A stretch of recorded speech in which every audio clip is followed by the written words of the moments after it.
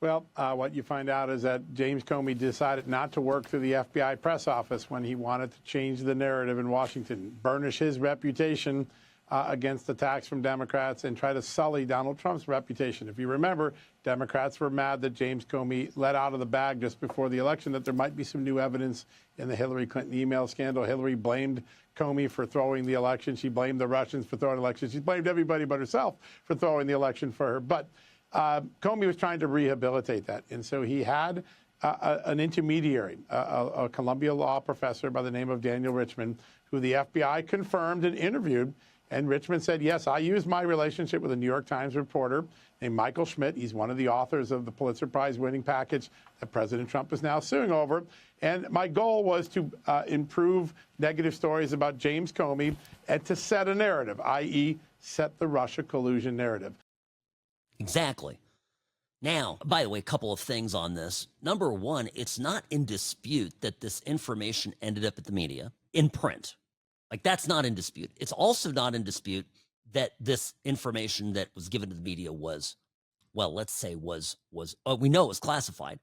We know it was improperly released. In other words, some of this information was classified, remains either classified, or was only very recently declassified. So the only conclusion, right, the only thing that this, purported deep investigation really didn't get was the conclusive identity of the leakers. But that's the part that we now know. We realize there's this guy, I mentioned him before the break. This is the go-between, a professor that was going to Michael Schmidt on behalf of his good friend, Jim Comey, and he was giving him all the stuff. His name is Daniel Richman. And the FBI went and talked to this guy.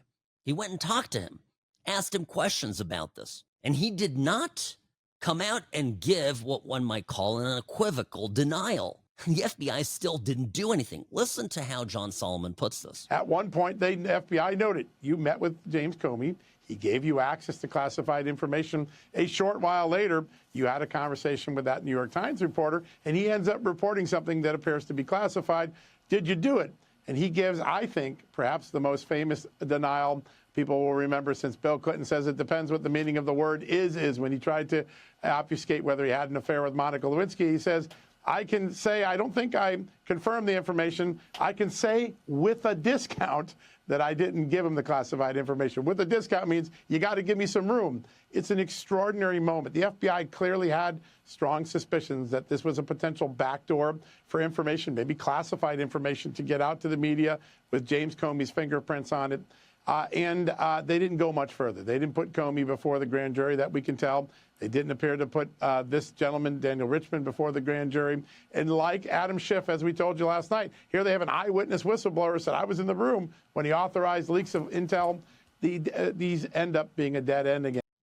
So while the FBI, the intelligence community, and the media are chasing Trump and his purported collusion with Russia, real criminals embedded within the Democratic Party and the government establishment, whether you call it the deep state party, whatever you want to call it, are running amok and unfettered. And all you have is a few agents going around meeting with, okay, well, we got a crime here. What do we do? And it just died. So the next part of the story is going to be, in my view, why did it die? Who ordered this to go away? The more of this evidence that I see come forward, the more, first of all, the more sorry I feel for Trump, the more upset I am as an American voter that my vote, your vote, and every other person's vote that selected Donald Trump to be the president of the United States, to be sworn